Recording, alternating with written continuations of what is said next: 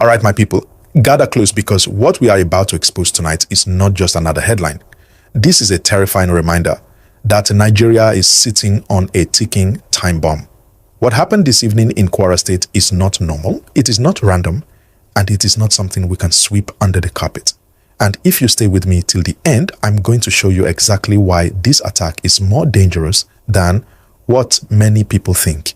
Before we go deep, make sure you like and subscribe because what we're about to unpack will expose layers that the mainstream media will never touch. Now let's get into it.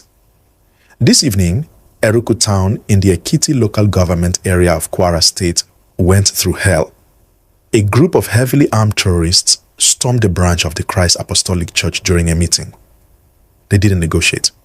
They didn't threaten. They didn't issue any warning. They opened fire immediately. 3 worshippers died on the spot. 3 innocent people who woke up this morning planning to go to church, pray, and return home safely. Gone. And before anyone could understand what was happening, before the screams even settled, the attackers grabbed several worshippers, including the pastor, and dragged them into the bush.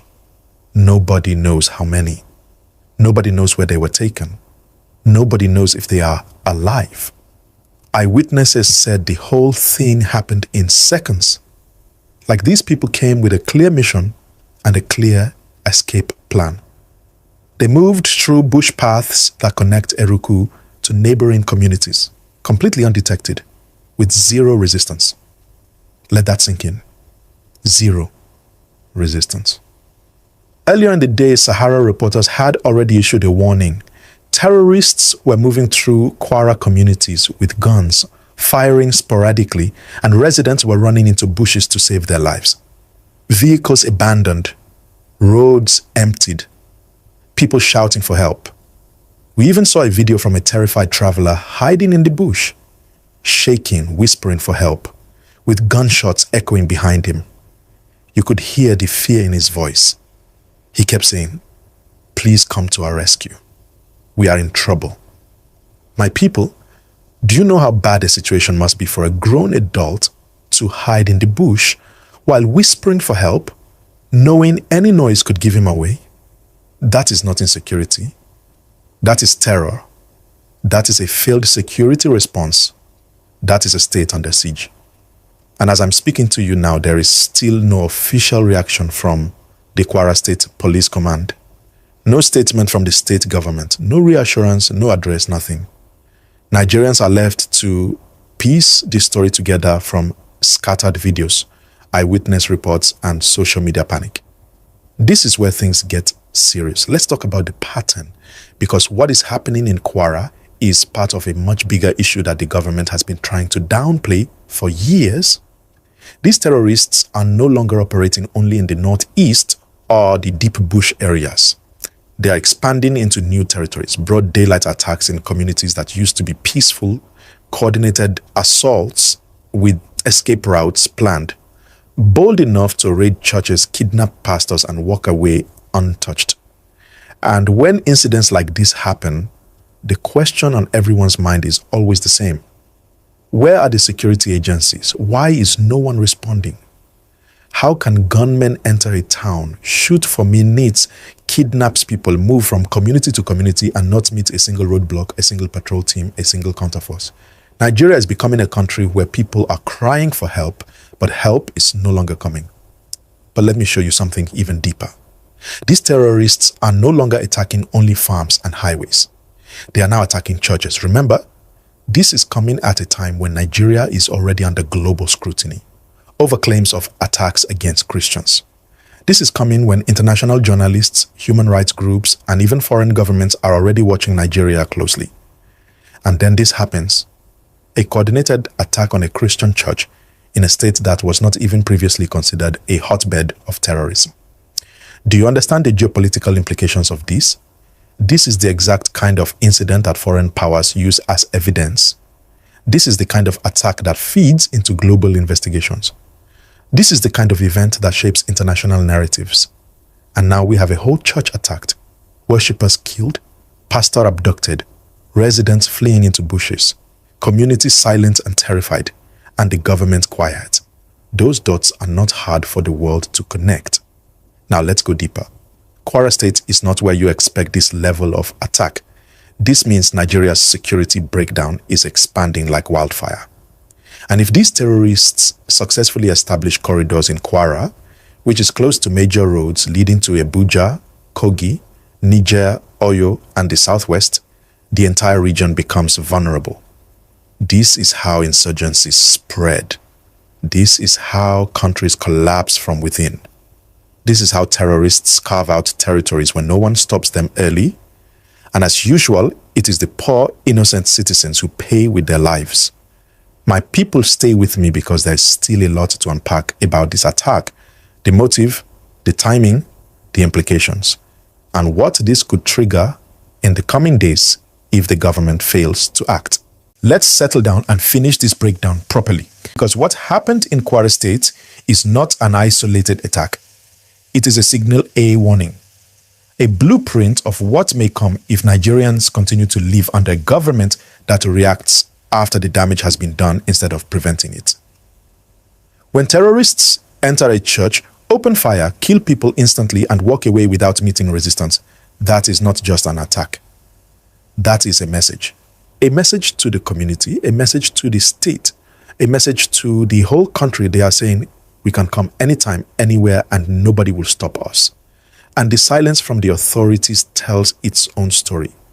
No emergency press briefing, no immediate security deployment, no reassurance to the people, nothing. And that silence eats into the soul of ordinary Nigerians. It tells them they are on their own. It tells them that when danger comes, they should run into the bush and pray. It tells them that the people who are supposed to protect them have already failed before even showing up. The pattern we're seeing now is frightening. Terrorists attack, communities scream, videos trend, governments stay silent, lives move on until the next attack. How do we expect a nation to function like this? Now let's talk about the fact that this attack happened in a church. That means the terrorists are shifting their targets from farms and highways into houses of worship. Once a terrorist group starts to attack religious institutions, the country enters a very dangerous stage, because attacks like these can easily trigger ethnic and religious tensions if not properly handled. And guess what? The terrorists know that. They know that attacking churches draws global attention. They know that international bodies will start asking questions. They know that foreign governments will react. They know that local tensions will rise. This is not random violence. This is calculated destabilization. Think about the timing. Think about the boldness. Think about the location. Think about the lack of response. Everything about this incident shows that the terrorists walking across Nigerian communities have become comfortable. Too comfortable. They are moving from state to state like they own the land. And the most dangerous part is this. Communities are now facing terror without any form of local or federal protection. People abandon their cars. People run into bushes. Families hide in darkness. Residents say they are hearing gunshots from different directions. And still, no security presence. Let's be honest. We cannot keep pretending this is normal. We cannot keep acting like this level of insecurity is something Nigerians must adjust to. We cannot accept that a whole state can be overrun while those in charge remain quiet. What happened in Kwara is a direct challenge to the government. And right now, the response is missing. Now let's talk about the bigger picture. This attack exposes three major cracks in Nigeria's security system. 1. The collapse of early warning intelligence. These terrorists didn't appear out of thin air. They moved into Kwara through known paths. People saw them. People heard gunshots. Some even fled hours before the church attack, yet nobody intercepted them. That means intelligence either failed or was ignored. 2. The complete absence of rapid response. A coordinated attack went on long enough for people to hide, record videos, post online, send voice notes, run into bushes, and still no team arrived. That is not poor response. That is no response. 3. The terrorists' growing confidence. When criminals fire openly, kill, abduct, and walk away untouched, they return the next week. They return the next month. They expand territory. They become landlords of fear. This is how insurgencies spread. And I want you to think about this. Kwara is not far from Abuja. Kwara connects to Niger State. Kwara connects to Kogi. Kwara connects to Oyo and Osun. This is a strategic location. If terrorists secure a route there, they gain access to the north central and the southwest. Do you see how dangerous this is? And if the government fails to act now, these same groups will push deeper and deeper until the terror becomes routine. Let me tell you why this attack feels different. The videos from the scene show panic, confusion, and the kind of desperation Nigerians haven't seen in that region before. You could hear the hopelessness in the voices of those recording. People were asking for help, not from government, but from God. This is the kind of environment where fear grows. This is how communities lose trust in the government. This is how people start taking laws into their own hands. This is how darkness spreads. The sad truth is that Nigerians no longer expect safety, only survival. Now, where does this leave us? The government must respond immediately. The security agencies cannot pretend this never happened. This attack must not be swept under the carpet, because if the terrorists who did this return tomorrow, and they will, that community will have nothing to protect them. And if nothing changes, this same pattern will begin to spread to more states. I'd love to hear your thoughts using the comment section below. Have you noticed that ever since the United States of America designated Nigeria as a country of particular concern and categorizing Nigeria as having genocidal intents towards Christians in Nigeria, rather than us to see a sharp response or positive response towards that description, it appears the unalivings and the kidnappings and the genocidal resolve is even far worse than it is before now. Generals have been beheaded. Pastors have been beheaded. In fact, communities are very recently. I heard 25 schoolgirls were kidnapped. So what exactly is going on? What is the end game here? What is actually playing out? Remember, I said some time ago, could it be that Tinubu and the Fulani oligarchs, was there an agreement entered into? Because Tinubu has been very, very passive and nonchalant about the unalivings of the citizens of this country, Christians in particular. Please let no one downplay the fact that the intent or the intention or the emphasis is on Christians. I will not be too politically correct not to draw attention to that fact. So what exactly is the gameplay? Because I like to think, I have a burdened brain that, that wants to exercise its thinking capacity. That is, what exactly is going on? Why is it that after America issued a threat of coming to Nigeria to save Christians, we expect that these radical Muslims will, sheath their swords, but rather than do so, it's like they have intensified their resolve to even slaughter more Christians, more kidnappings, and more unalivings. What is exactly the end game here? Here is what I think. I think actually these people, they want America to bring the war to them. They want America to bring the war to them. That is what I see. So what happens if America brings the war to them? So what happens if America brings the war to Nigeria, what is the end game here? Because one thing I've respected these northern massacres or these northern bloodthirsty northern extremists is that they think, they really do think. So what exactly is the gameplay here? Here is what I think. I think they want America to come. Let's not forget that they don't value their lives. They don't. I've been in Jos here. I've seen countless of suicide. But if they tell me in this my lifetime that I witnessed Nigerians engage in suicide bombing, but I saw it with my naked eyes. The one I particularly saw was in a church. The man drove in with a car, Toyota, one of these small Toyota one-door car. The car was laced with explosive, and he was smiling. When they asked him, "What did you come to do?" People went to the car. "What did you come?" He was smiling. When they saw that he was a Hausa man, the way he was dressed, he dressed very cleanly, but he was smiling. People started running, and before they run, as if those who ran, they knew exactly what was happening. He detonated the car. That's how the car exploded.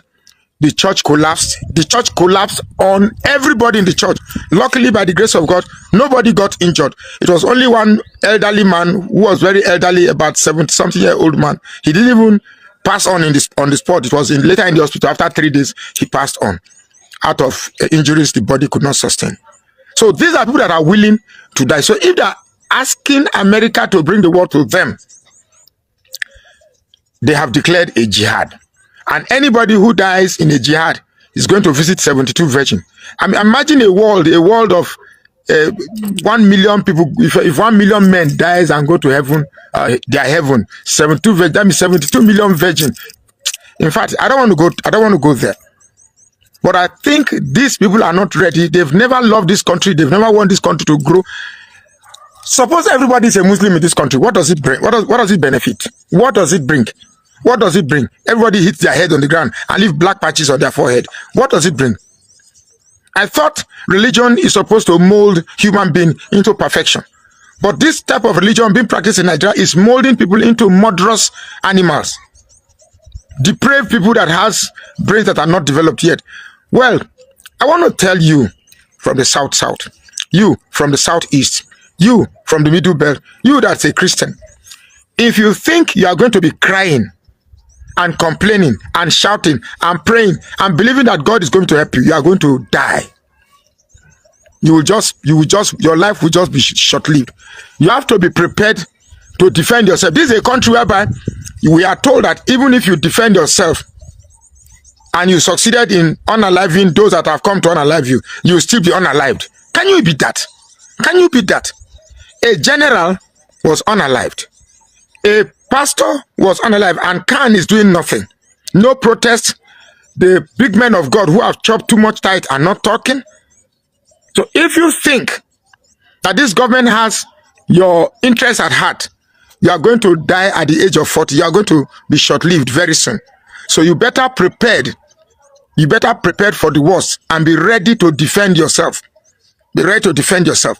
If you are still here debating about Tinubu is savior, that like all these stupid, some of these stupid Yoruba people that comes to comment on my page, it not go better for now. I'm telling you the truth.